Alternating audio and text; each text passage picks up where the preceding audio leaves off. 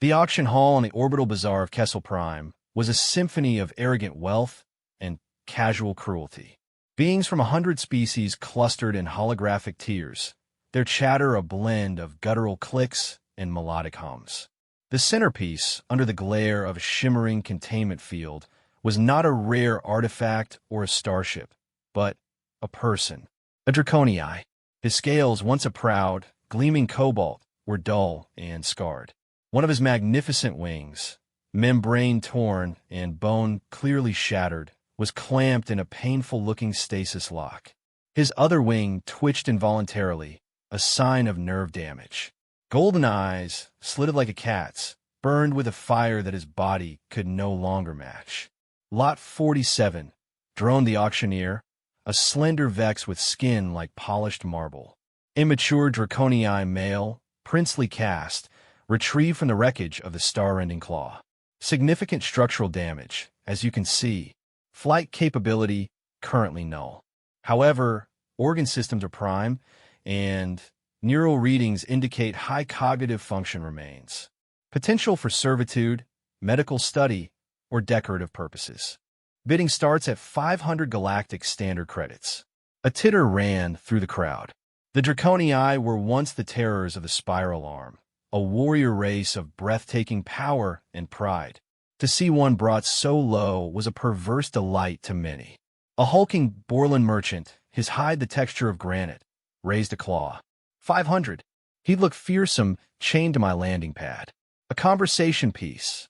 A collective tlek, all feathers and sharp angles, chirped 600. The wing membranes could be rendered into interesting parchment. The Draconii prince, whose name was Kalen, did not flinch. He held his head high, the cords in his neck standing out. The humiliation was a poison in his veins, sharper than the pain in his wing. The bids crept up, each one a fresh insult. 1,000 for his bones as jewelry components. 1,200 for his immune system for bioweapon research. The laughter grew louder, more open. They mocked his limp, made jokes about using his claws as bottle openers, speculated on how much heat his fire glands could still produce. Do we have 1,500? A fallen prince for a pittance, the Vex taunted. Kalen's gaze swept over the crowd of leering faces, his heart a cold stone in his chest. This was to be his end, not in glorious battle, but as a broken toy for vermin. Then, a new voice cut through the din.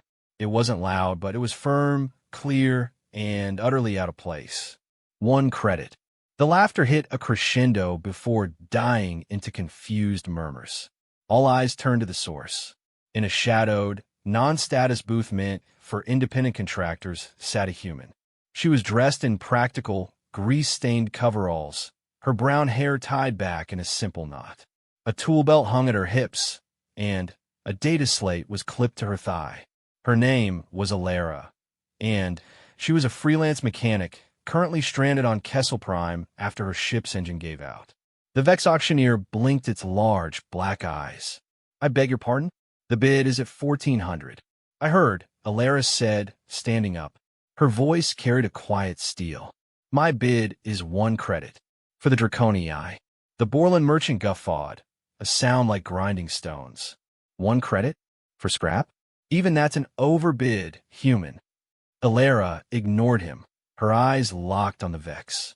According to Galactic Mercantile Code, subsection 9 Alpha, any sentient being put up for auction with a starting bid that receives no offers for 3 cycles can be subject to a charity bid of nominal value to clear the inventory. The laughter and mockery constitute a refusal to engage in serious commerce. It's been well over 3 cycles of this spectacle. My bid is legal. Check your registry. A stunned silence fell.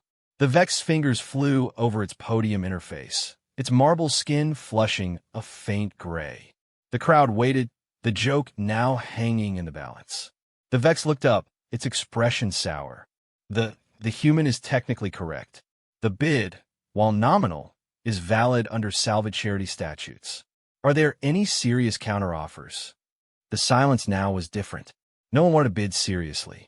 They had come for a laugh, not to actually spend real money on damaged goods. To bid now would be to admit the human had outmaneuvered them on a technicality, and worse, to validate the lot as having actual worth. Pride kept their mouths shut. Going once, going twice, the Vex slammed its gavel with palpable irritation. Sold. To the human mechanic for 1 galactic standard credit. Claim your purchase at base 7. As Alara made her way down to the collection area, the mocking whispers followed her. Sentimental fool. Wasting her last credit. What does a monkey planet mechanic think she's going to do with a dragon? In the holding bay, the containment field dropped. Kalen staggered slightly, then righted himself, towering over Alara.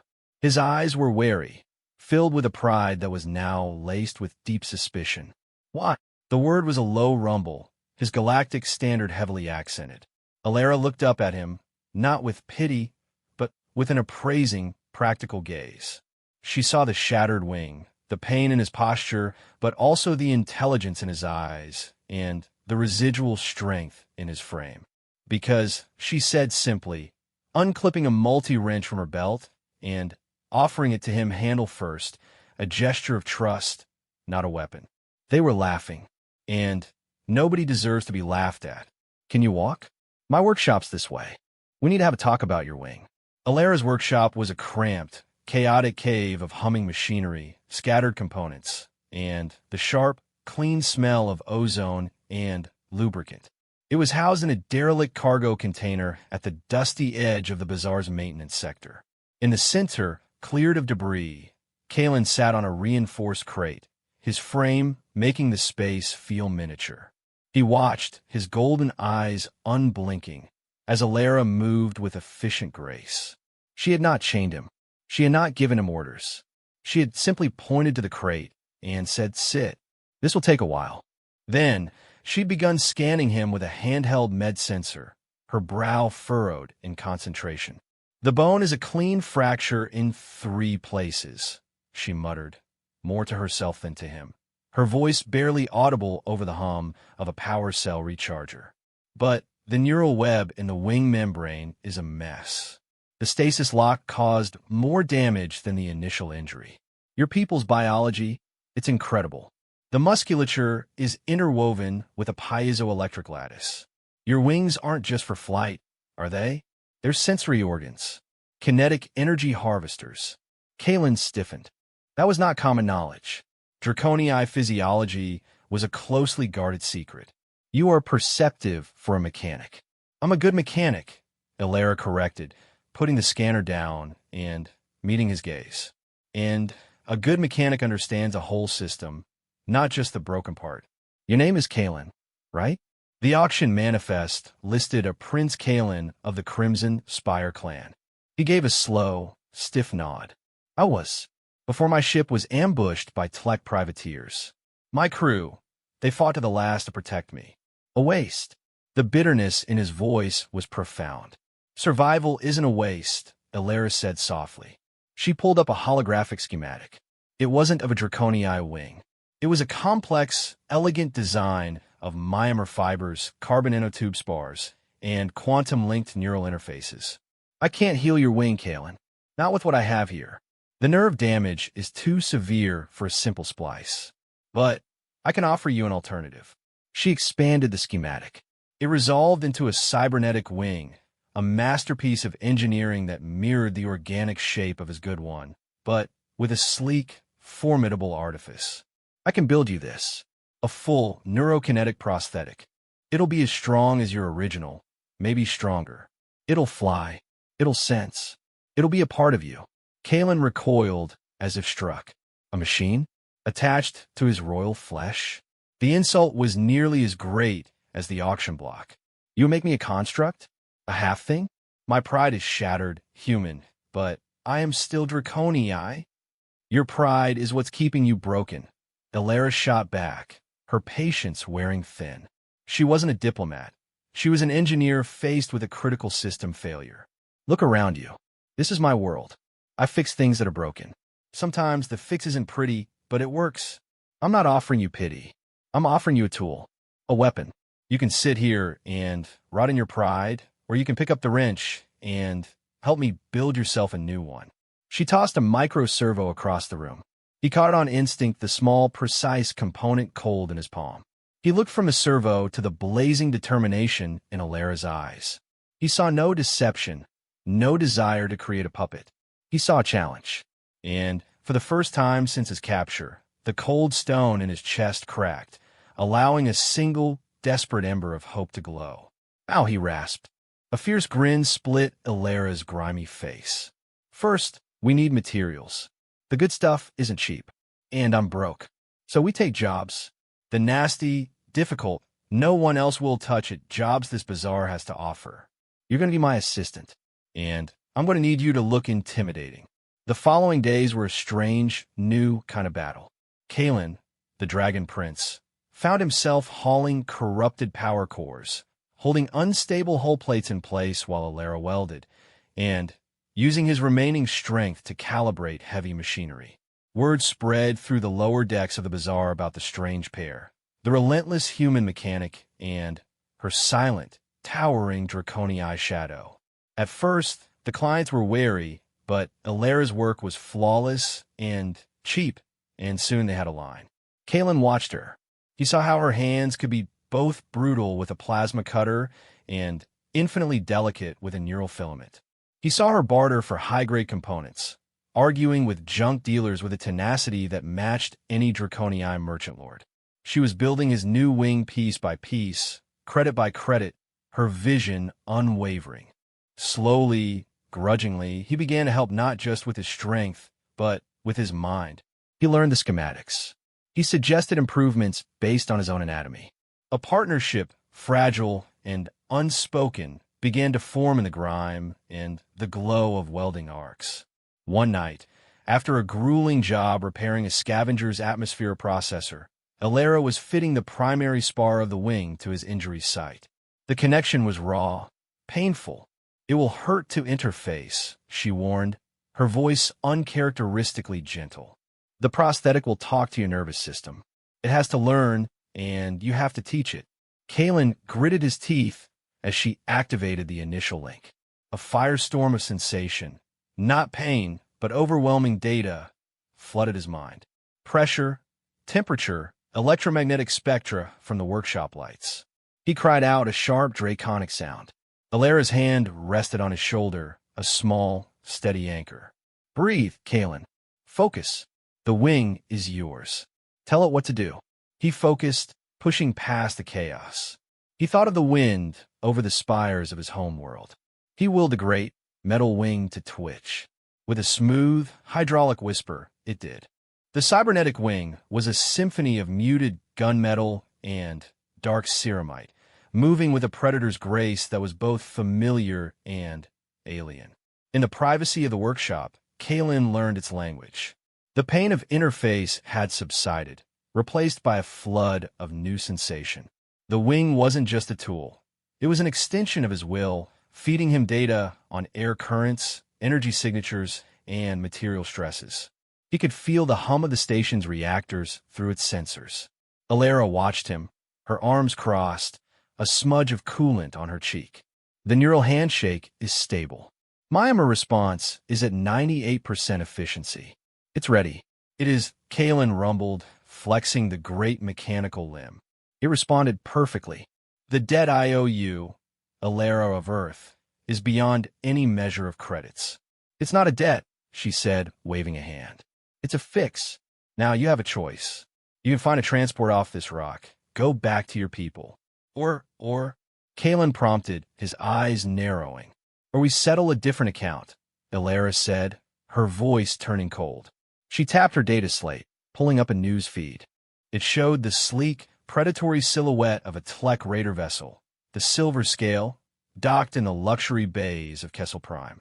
Its captain, a Tlek named Xyler, was being celebrated for his bold acquisition of Draconii artifact from a recent military engagement. The feed showed him wearing a pendant made from a polished Draconii claw. Kalen's blood turned to fire. The Silver Scale was the ship that had ambushed the star-ending claw. Xyler was the one who had taken him captive, who had delivered him to the auctioneers. "He's here," Kalen breathed, smoke curling involuntarily from his nostrils. "He is," Alara nodded, throwing his wealth around, enjoying his fame. I did some digging. The bazaar authorities are paid, well, to look the other way. There's no law here that will touch him. Kalen felt the old, impotent rage rise, but it was met now by the solid, humming power of the wing on his back. He was not the same broken creature from the auction block. Then, law is not what we will bring him. A plan formed, not in a warrior's mind, but in a mechanic's. Alera's eyes gleamed with a hard light. He's proud of his ship, calls it his iridescent jewel. Let's see how it shines when all its systems fail in the middle of the busiest shipping lane in the sector. They worked through the cycle. Kalen, using his new wing's advanced sensors, conducted discrete scans of the silver scale as it sat in its dock, identifying its power distribution nodes and primary thruster couplings. Alera, with terrifying ingenuity, fabricated a series of microscopic resonator charges from spare parts. They weren't weapons. They were, in her words, precise adjustments to reality. The next day, the silver scale departed Kessel Prime with a flare of arrogant thrusters, Xyler aboard, likely off to plunder another helpless vessel. Alera and Kalen were already waiting, having hitched a clandestine ride on a freighter. In the cold silence of open space, they suited up. Alera's suit was a standard repair rig, modified with non-reflective plating. Kalen needed no suit. His biology handled the vacuum. His new wing, however, was equipped with mag clamps and micro-thrusters. As the silver scale coasted into a pre-plotted transit route, they moved. Like ghosts, they propelled themselves toward the gleaming hull.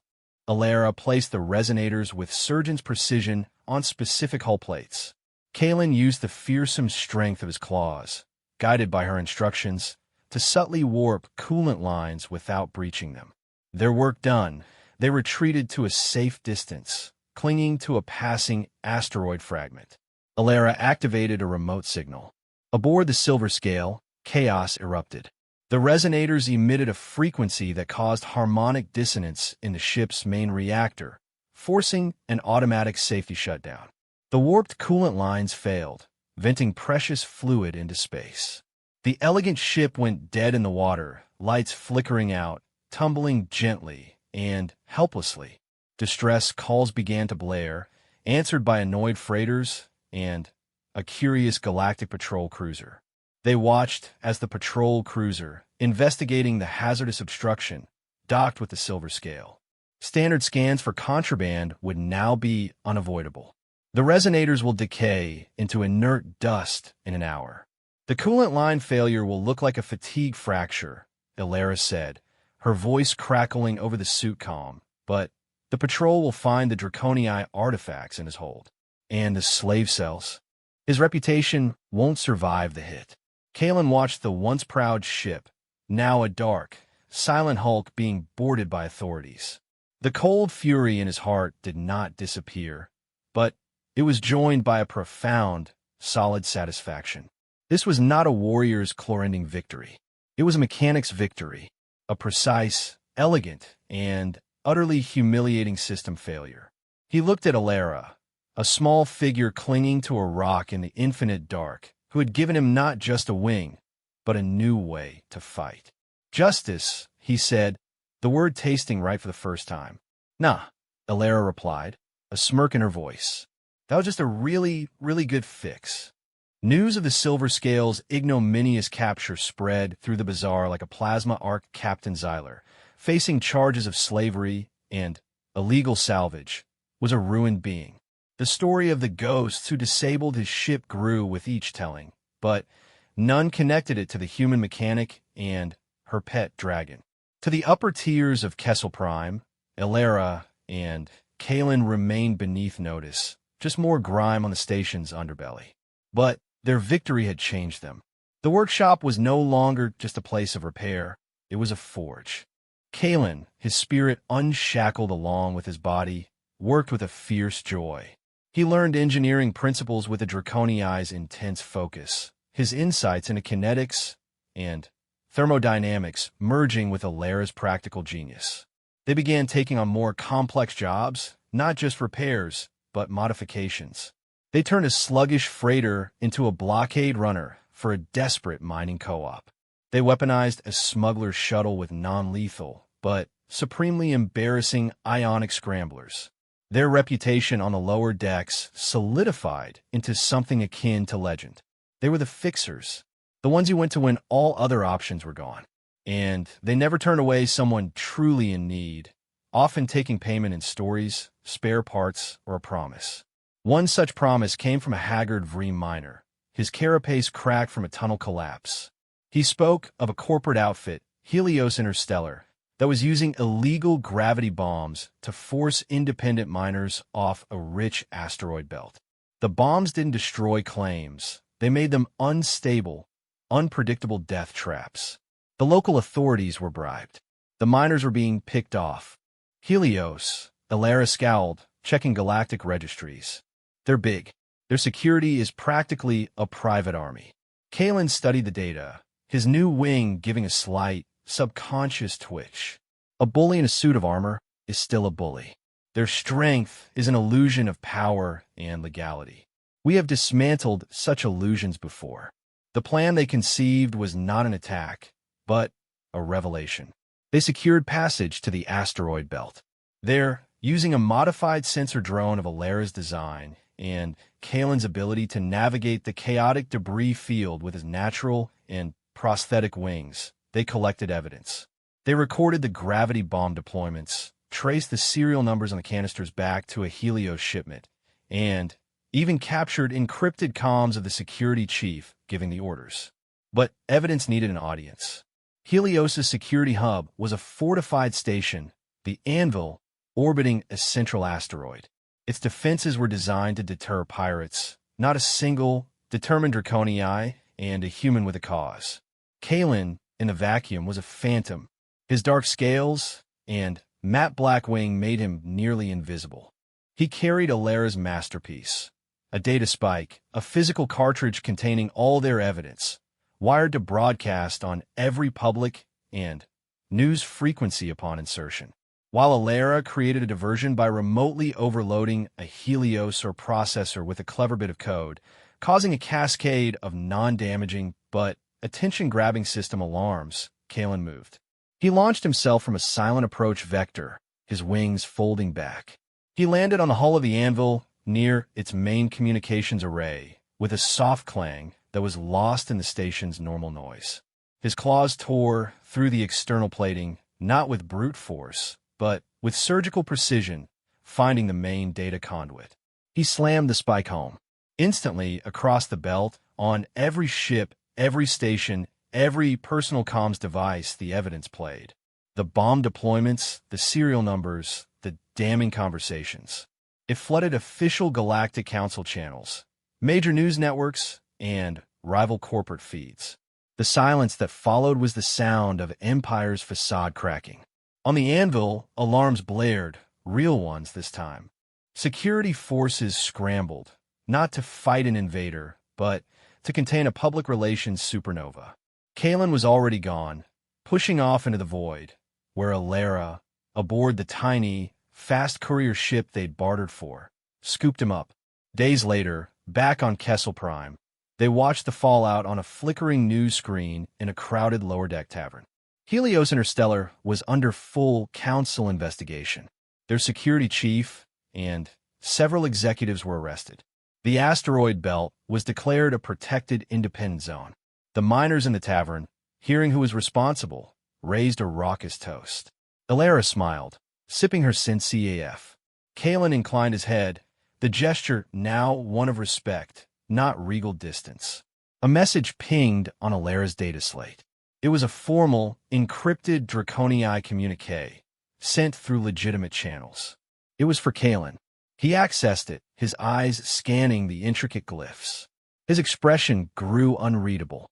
"My clan," he said finally, his voice a low rumble in the sudden quiet of their corner. "The Crimson Spire. They have traced the signal of my wing's quantum core. They know I live. They are coming. A full honor guard, led by my sister."